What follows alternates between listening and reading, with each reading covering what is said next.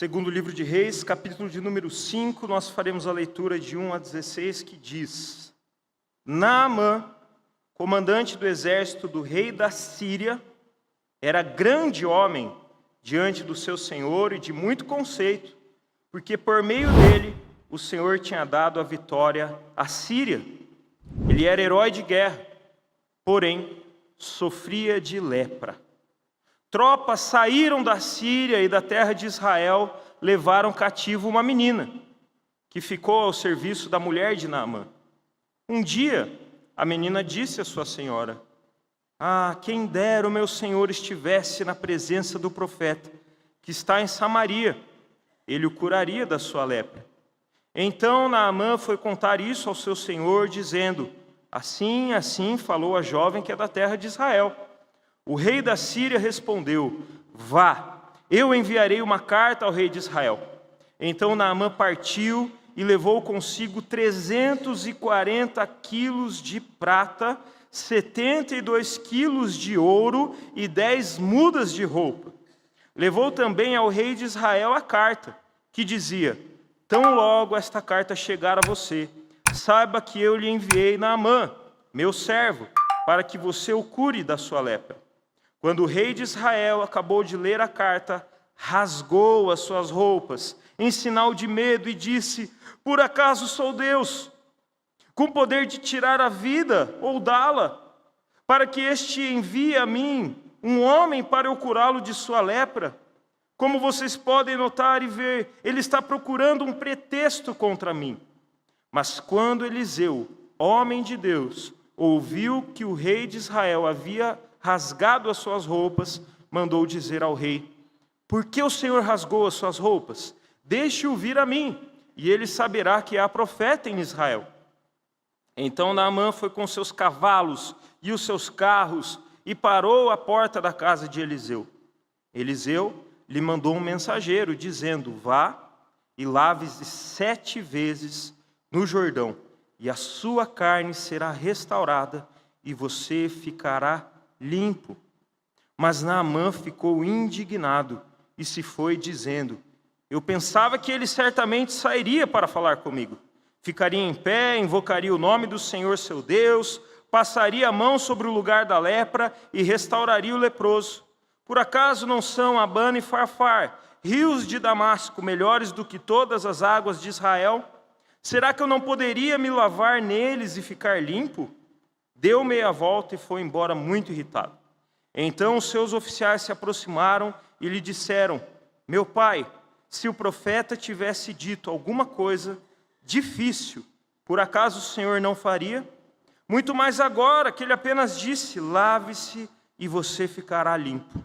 Então Naamã desceu e mergulhou no Jordão 7 vezes, conforme a palavra do homem de Deus, e a sua pele se tornou como a pele de uma criança, e ficou limpo. Depois ele voltou ao homem de Deus, ele e toda a sua comitiva. Veio, pôs-se diante dele e disse: eis que agora reconheço que em toda a terra não há Deus a não ser em Israel. E agora, por favor, aceite um presente deste teu servo. Porém ele respondeu: tão certo como vive o Senhor, em cuja presença estou, não aceitarei nada. Naamã insistiu com ele para que aceitasse, mas ele recusou. Mantenha a sua Bíblia aberta, vamos orar. Querido Deus e Pai, louvado seja o teu nome, porque até aqui nós cantamos a tua palavra, oramos a tua palavra. Nós agora meditaremos na tua palavra e nós clamamos para que o teu Santo Espírito possa abrir os olhos do nosso coração, ó Deus. Possa, ó Deus, falar a alma de cada um aqui nessa noite, em nome de Jesus. Amém e amém.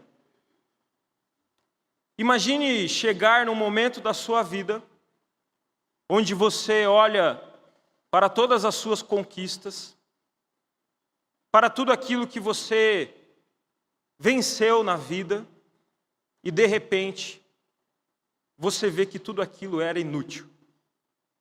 Imagine você olhar para o seu currículo, para o certificado que está na parede do seu escritório. Imagine você olhar para a sua conta bancária, imagine você olhar para a herança que você tem buscado construir, o legado que você tem buscado construir, e aquilo simplesmente não servir para você. E aquilo simplesmente não fazer mais sentido a você. Foi exatamente isso que aconteceu com um famoso lutador recentemente chamado Mike Tyson. E você já deve ter ouvido falar desse grande campeão do boxe. Mike Tyson foi o lutador mais jovem que aos 20 anos de idade conquistou o cinturão dos pesos pesados e inúmeras premiações, inúmeros cinturões. Mike Tyson ficou conhecido na década de 90 por ser extremamente violento. Ele não dava fôlego para os seus adversários. Inclusive, ele mordeu a orelha de um deles. Ele ficou muito famoso, por esse episódio. E Mike Tyson era essa figura campeã. Era essa figura forte, impactante. Mas, de repente, numa entrevista recente, ele está falando com um repórter, e aquele repórter, fascinado pelo troféu, pelo cinturão, por tantos e tantos artigos de ouro que havia ali na sua coleção, ele se volta para Mike Tyson e diz: isso aqui é ouro. Essa é a sua vida, essas são as suas conquistas. Como você se sente olhando para tudo isso? E a resposta de Mike Tyson é muito curiosa. Ele diz para aquele repórter: tudo isso é lixo. Eu sangrei por lixo. Eu lutei por lixo. E hoje eu consigo enxergar isso.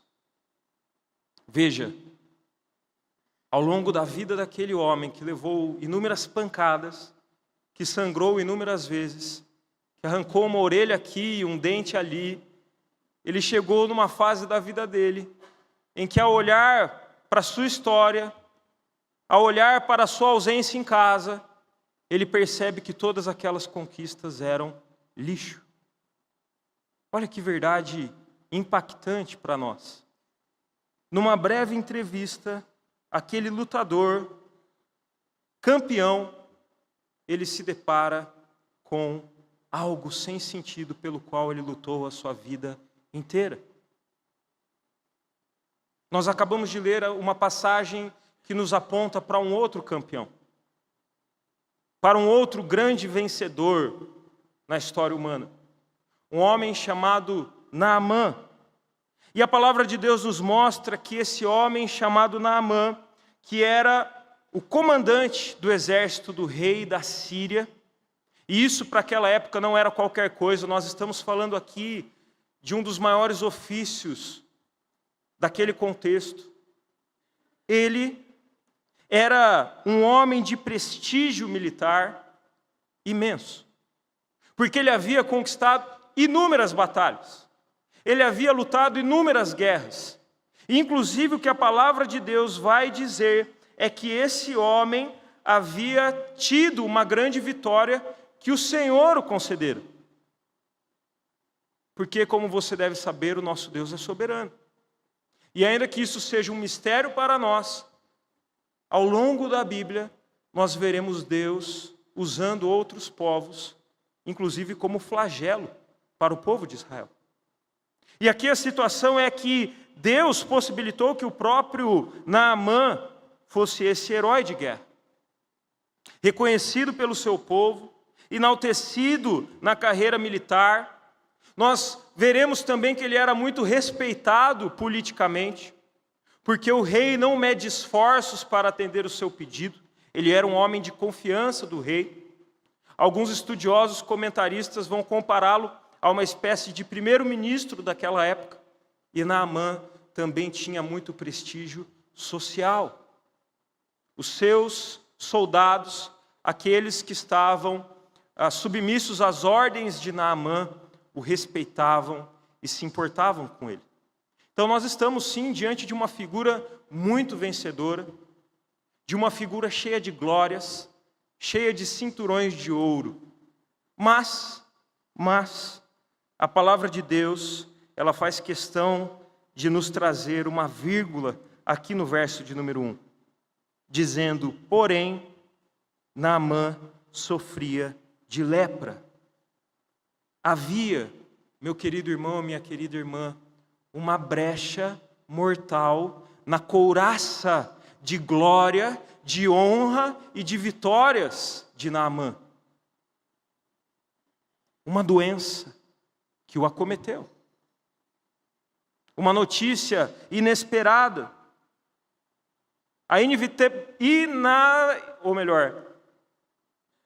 O inevitável da vida bateu à sua porta. E de repente, Naamã precisou lidar com um diagnóstico terrível, um diagnóstico fatal. Naamã havia recebido a pior notícia que alguém poderia receber naquela época. É como se Naamã estivesse recebendo um diagnóstico médico que dissesse: olha, você tem poucos dias de vida. Você não tem esperança, você está condenado à morte. Essa é a sua realidade a partir de agora. Porque a lepra era essa doença que servia como um diagnóstico fatal para as pessoas daquele período. Não apenas porque eles não tinham muitos recursos médicos, não apenas porque nós estamos falando aqui de uma época onde a ciência não havia avançado tanto quanto hoje, mas também porque a lepra, de fato, é uma doença terrível. Nós vemos isso nos evangelhos, nós vemos isso nas passagens em que Jesus cura os leprosos. A palavra de Deus tem outras passagens que mostram o quanto essa doença era temida pelas pessoas, mas não apenas porque ela serviria como um diagnóstico fatal, mas também porque ela era uma espécie de estado de morte ambulante na vida de uma pessoa. É como se aquela pessoa ela se sentisse como um morto-vivo, como um zumbi. A pele daquela pessoa está se degenerando rapidamente. É um estado de putrefação da pele. E você deve imaginar o quanto isso cheirava mal. O odor que havia naquela doença. Você deve imaginar então o quanto aquela aparência de Naamã deveria ser terrível. Porque aquela doença estava corroendo a sua pele. Estava o condenando à morte. Os seus braços, pernas, que até então haviam garantido inúmeras e inúmeras vitórias, agora estavam falhando, agora estavam se despedaçando, e Naamã então se depara com o inevitável da vida. A lepra o alcançou. A lepra atravessou a armadura e a couraça de glória que ele vestia e o alcançou como uma flecha. Mas como se já não bastasse que a lepra fosse um diagnóstico fatal, ou que trouxesse todo esse estado de putrefação da pele, esse mau cheiro, essa aparência, havia também uma questão social. Todo aquele prestígio de Naamã de nada mais serviria, porque ele precisaria viver afastado das pessoas. A lepra era uma doença contagiosa, de tal forma que ela era também, na cultura dos judeus, por exemplo, identificada como uma impureza. Por isso a pessoa deveria ser afastada e ela não poderia mais viver em sociedade, tal qual uma pessoa saudável. Essa era a condição de Naamã, meus irmãos. Ele poderia olhar para todas as batalhas vencidas, para todos os cinturões de ouro que ele havia conquistado e perceber que nada daquilo serviria para ele diante dessa terrível doença. Mas é interessante que a partir do verso de número 2, nós somos apresentados a uma outra personagem, uma serva sofredora, uma jovem escrava que é levada cativa de Israel. Afinal, Israel era uma nação subjugada pela Síria, uma das maiores potências daquela época. E então a Bíblia vai contar que essa menina anônima, nós não temos o nome dela aqui, nós não temos a idade dela aqui, ela foi levada cativa. Isso não era algo agradável, você deve imaginar. Aquela menina muito provavelmente foi afastada da sua família, separada de sua família. Na melhor das hipóteses, a família dela foi parar em algum outro lugar da Síria. Aquela menina, muito provavelmente, foi violentada ou sofreu agressões, porque esse era o costume do povo da Síria na época, quando eles subjugavam uma nação. E aquela jovem, então, é levada para a terra de Naamã. E ele, então, Naamã, tem agora aquela jovem a serviço de sua esposa na sua casa. Mas é muito interessante, queridos, aquilo que aquela jovem menina diz à sua senhora no verso de número 3. Ela diz assim: quem dera o meu senhor estivesse na presença do profeta que está em Samaria, ele o curaria da sua lepra. Olha que atitude interessante, nobre daquela jovem menina. Na condição de escrava, na casa dos seus opressores, numa terra estranha, num ambiente de opressão, aquela jovem olha para aquela situação, olha para a dor dos seus senhores, olha para o fato de que Naamã estava sendo corroído pela lepra e diz: quem dera você recorresse ao profeta de Israel, que está em Samaria, e ele te curasse. Quem dera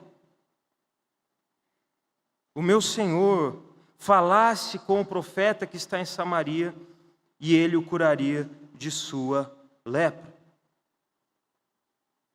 É muito interessante nós observarmos a atitude daquela menina, porque ela não se deixa levar pela condição que ela estava vivendo, ela não se deixa levar pelo desejo de vingança, pelo contrário, ela aponta para uma cura.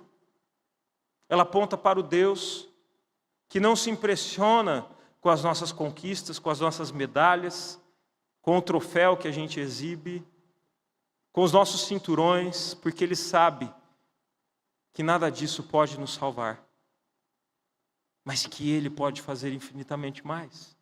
E aquela jovem, mesmo numa condição terrível como aquela, ela se lembra disso. Há uma fagulha de esperança, há uma fagulha de fé, mesmo em meio às cadeias, mesmo em meio às correntes, mesmo em meio à escravidão. E então essa jovem menina, com seu coração cheio de misericórdia, de compaixão, porque compaixão significa sofrer com o outro, ela sofre com Naamã.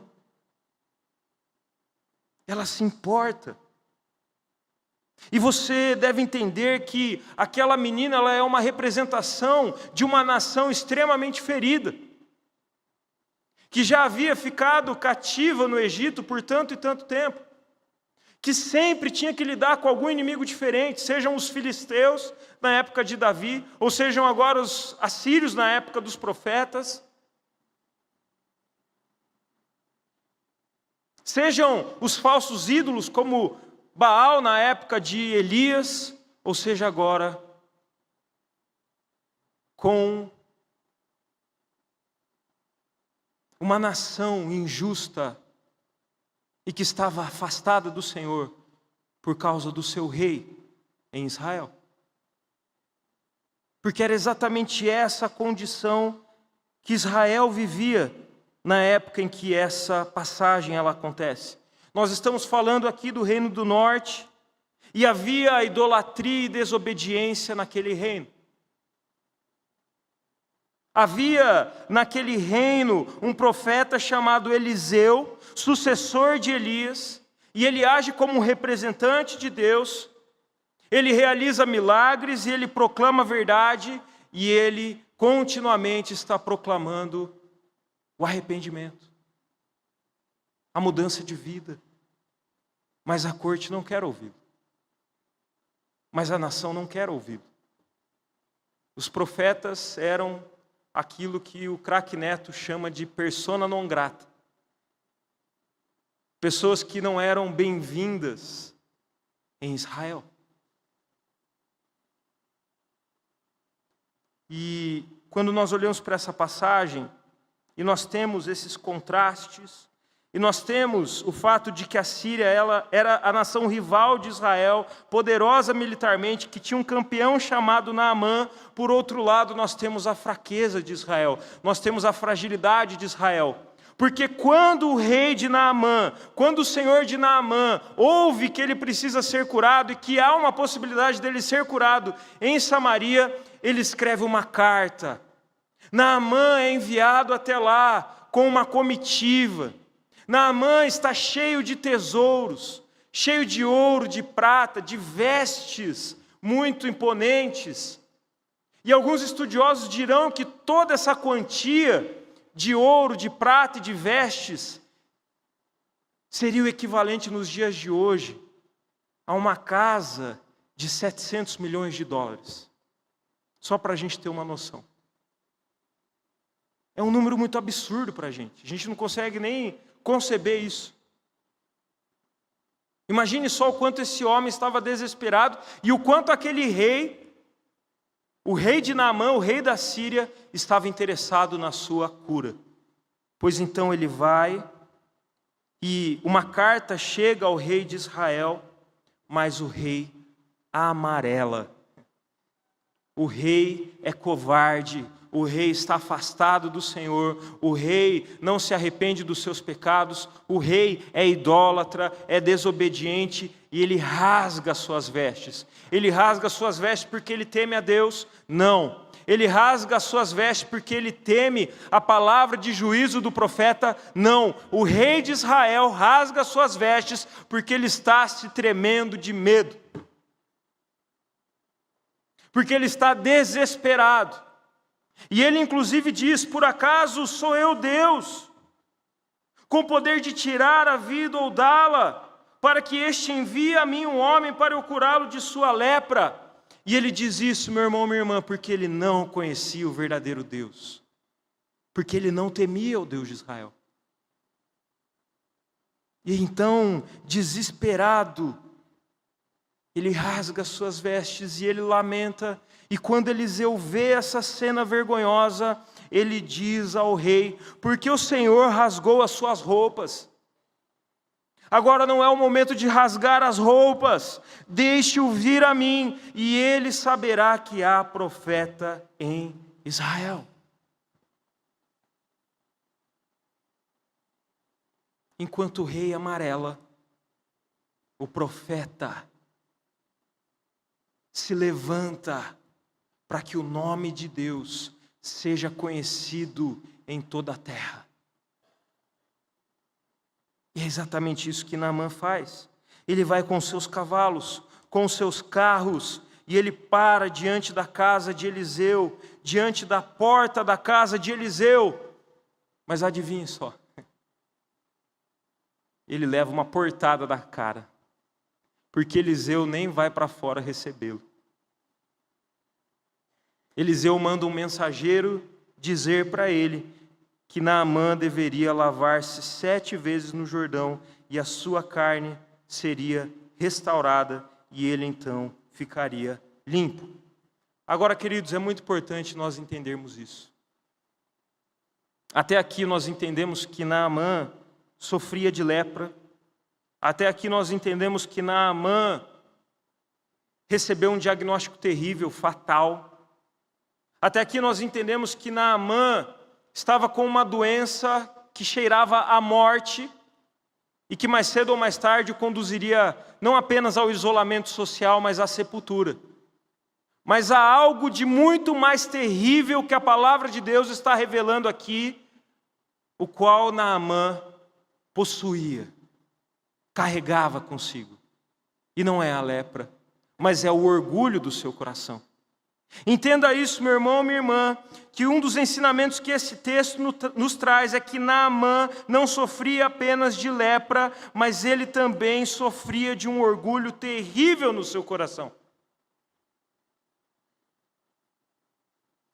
O orgulho é quando nós olhamos para as nossas próprias capacidades, para o nosso próprio mérito, para as nossas conquistas, para as nossas posses, pelo nosso desejo de controle, para a nossa superioridade, para o reconhecimento que as pessoas têm em relação a nós, e pensamos que isso vai resolver toda a nossa vida.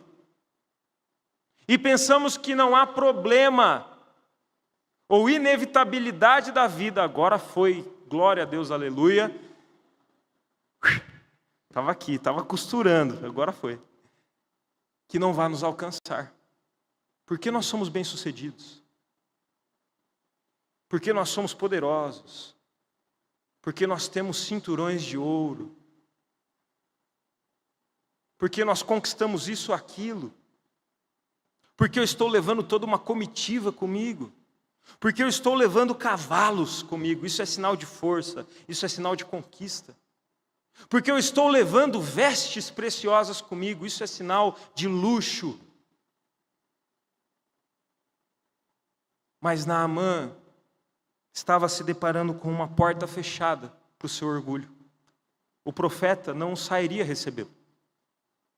Porque antes de temer a generais, antes de temer a comandantes, antes de temer a reis, o profeta teme ao Deus de Israel, ao Criador dos céus e da terra, e ele se dobra a esse Deus, e então ele envia um mensageiro, e esse mensageiro diz: vai, lave-se 7 vezes no Jordão.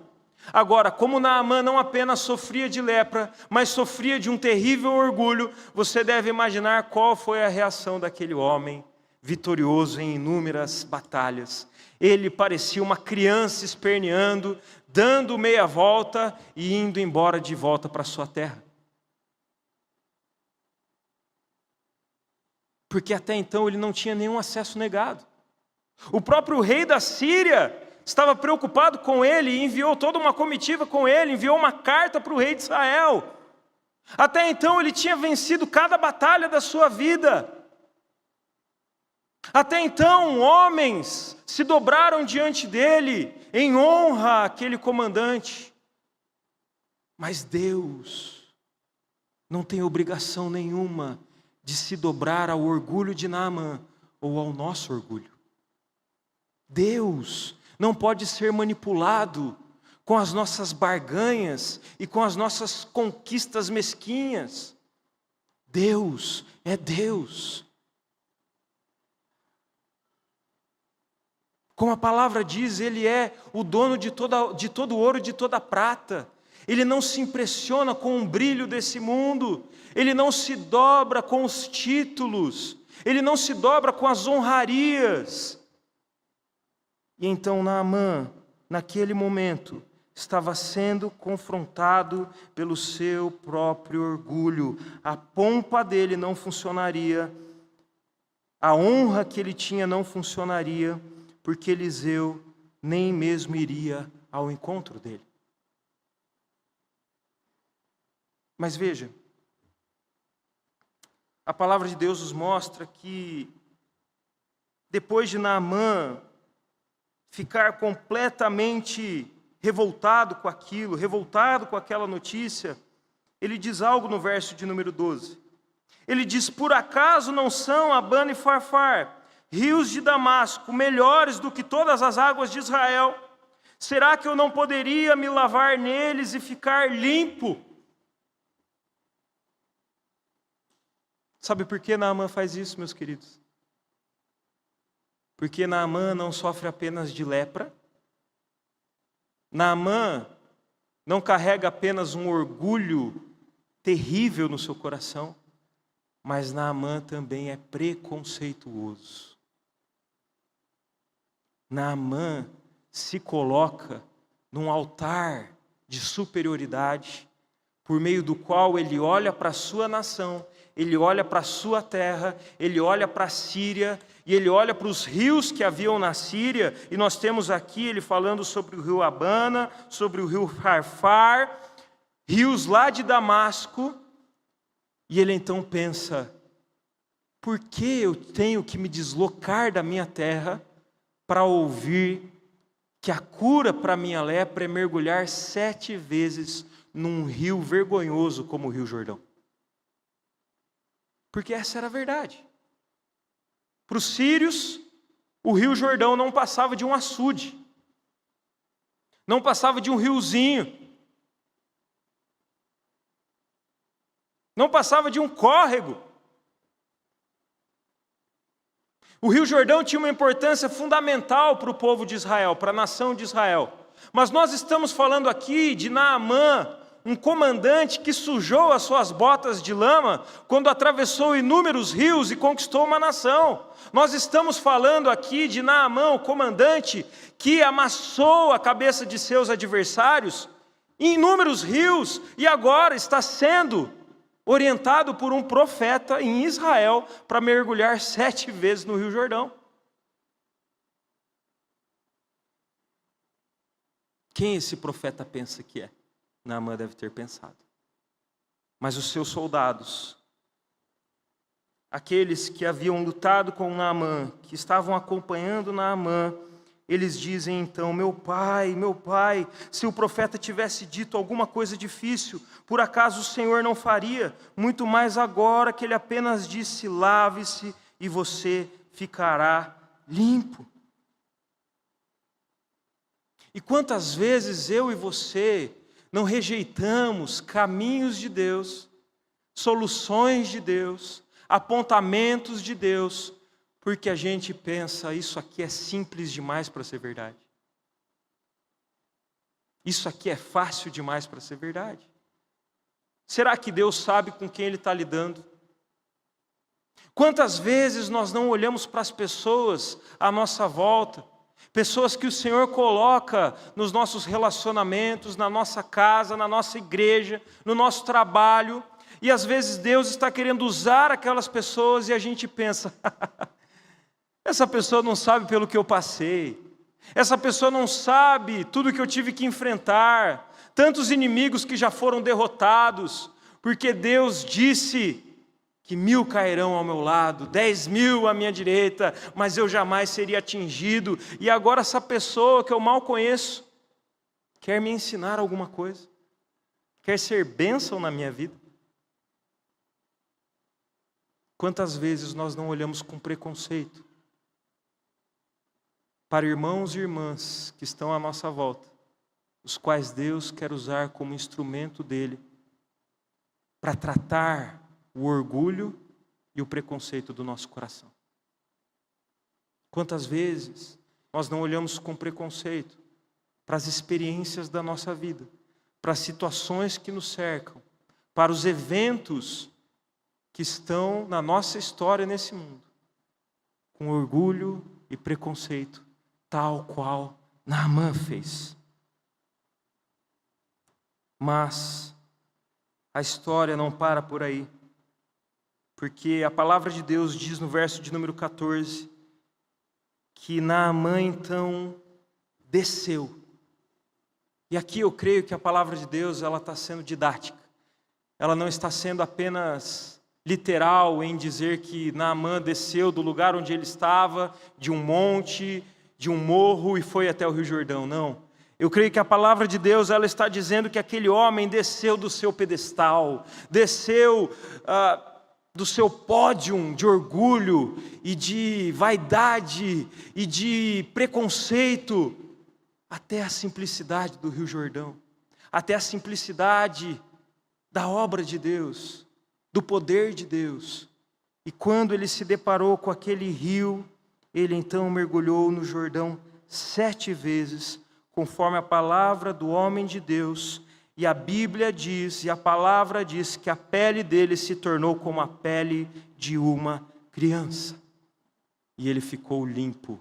Aleluia. Você crê nisso? Esse é o poder de Deus. Onde havia morte, agora há vida.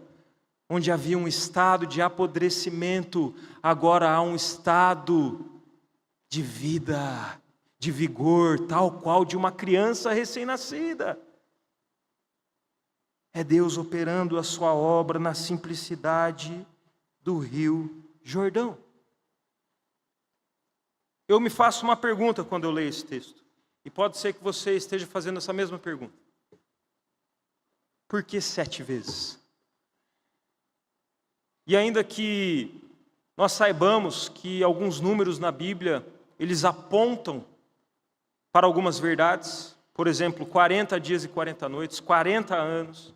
Ou, por exemplo, o número 7, que geralmente está atribuído à perfeição ou a algo completo, uma cura completa, como é o caso de Naamã. Vamos ser honestos. Será que Deus não poderia curar Naamã num piscar de olhos? Você concorda comigo? Que Deus poderia fazer isso, sim ou não? Mas Deus ordena que o profeta diga a Naamã que ele mergulhe 7 vezes no Rio Jordão. Imagina essa cena de Naamã, aquele comandante, aquele homem já vivido, mergulhando 7 vezes num rio, que segundo os estudiosos era fedido, era sujo, e sendo curado por Deus. Por que 7 vezes? E querido, eu ouso dizer que naquele dia, Naamã não estava sendo apenas curado da sua lepra. Naamã estava sendo curado do seu orgulho e do seu preconceito. A cada mergulho que Naamã dava, o Senhor fazia uma obra no coração dele, mostrando que toda a glória que aquele homem havia acumulado até aqui não poderia salvá-lo. Que todo o reconhecimento, toda a honraria, todas as medalhas, todos os povos conquistados, todas as terras que foram ao longo da história conquistadas, não poderiam salvá-lo. Mas a graça de Deus, essa sim é a que o salva. Essa sim é a que o cura. Essa sim é a que pode tornar aquela pele que cheira a morte nova. Nova. Isso me lembra muito um filme da década de 80. Você vai se lembrar do Karate Kid. Um filme que passava na sessão da tarde, onde você tinha ali a figura do mestre Miyagi e do Daniel San, o seu pupilo.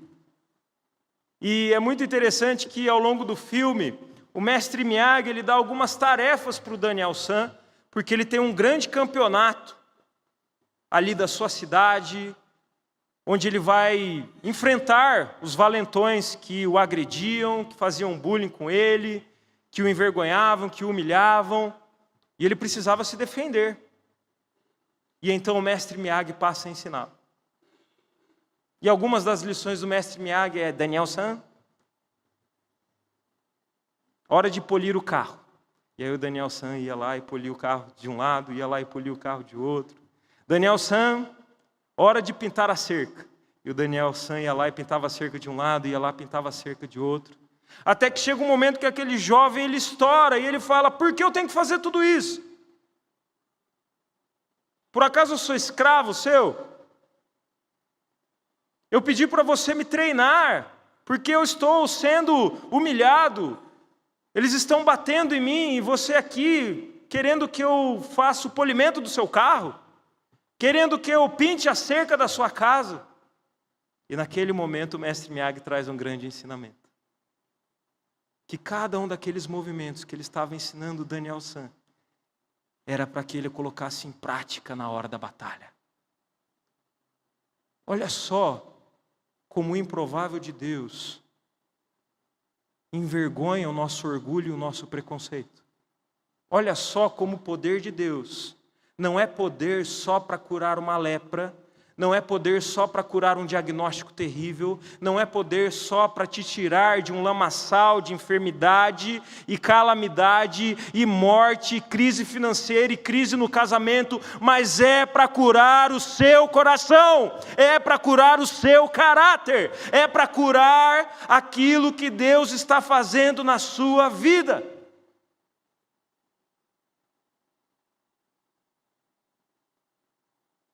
Porque Deus não simplesmente nos oferece uma cura que vai aparecer nos exames de imagem ou que vai surpreender os médicos, mas Deus está comprometido com uma cura do nosso coração, do nosso caráter. E é por isso que a cada mergulho de Naamã, Deus não apenas estava curando a sua lepra, mas também estava curando o seu orgulho e o seu preconceito. Isso é o Evangelho em ação. Deus não quer apenas nos livrar da dor, Deus não quer apenas nos dar um analgésico, Deus não quer apenas reverter um diagnóstico, Deus quer tratar o nosso coração. Deus quer nos salvar de nós mesmos. E pode ser que hoje você esteja enfrentando uma enfermidade, pode ser que hoje você esteja enfrentando uma dificuldade, pode ser que hoje você esteja elaborando diante de um diagnóstico terrível. E o que eu quero dizer a você é que Deus não está insensível a isso. Pelo contrário, a palavra de Deus diz que o Filho dele, que Cristo Jesus, tomou sobre si as nossas enfermidades. O castigo que nos traz a paz estava sobre ele. Mas muito mais importante do que reverter qualquer quadro, é reverter o nosso coração, que é cheio de pecado, que é cheio de orgulho e que é cheio de preconceito. Por isso, não despreze o tratamento de Deus na sua vida. Deus disciplina aqueles a quem Ele ama. E pode ser que Ele esteja fazendo isso com a sua vida hoje. Amém? Por fim, queridos, essa passagem ela nos aponta para a simplicidade do Evangelho frente à complexidade do nosso coração. A palavra de Deus diz que Deus criou todas as coisas simples. Nós é que complicamos. Os livros de sabedoria nos apontam para essa verdade. Nós vivemos num mundo de desordem, porque os nossos pais no jardim se voltaram contra o Senhor. E nesse mundo de desordem, pós-queda, nós precisamos lidar com enfermidades. Nós precisamos lidar com o luto. Nós precisamos lidar com a morte iminente. A nossa vida é muito frágil. Mas acima de tudo, lembre-se que os maiores males se escondem no nosso coração, se escondem no nosso caráter. Isso é muito caro, é muito precioso, é muito importante para Deus. E Deus não vai nos abandonar na nossa própria miséria. Ele vai nos tratar. Ele vai nos tratar. Naamã foi curado ao mergulhar no Jordão. Eu e você somos curados ao sermos lavados no sangue de Jesus, no sangue do Cordeiro de Deus. E é por isso que o Evangelho nos chama à humildade, ao arrependimento, à confiança em Deus, porque o Evangelho é simples.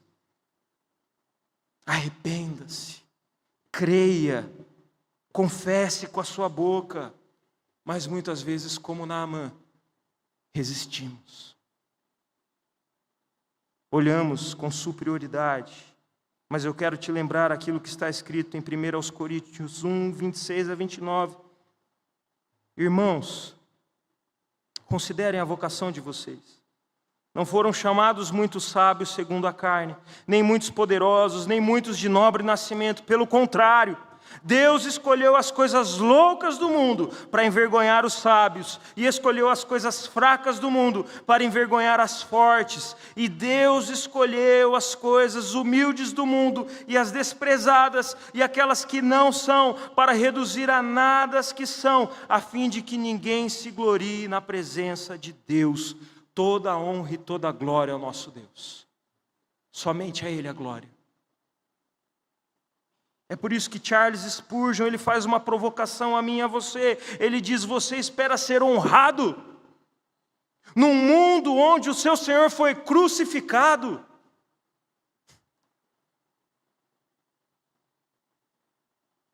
A resposta não está nos holofotes. A resposta não está num pódio. A resposta não está nos cinturões de ouro. A resposta não está nas conquistas. A resposta está no sangue do Cordeiro. A resposta está na obra de Cristo Jesus. E por isso, para concluirmos, eu quero convidar você a meditar em 3 aplicações rapidamente frente a essa mensagem nessa noite. A primeira delas é: desça.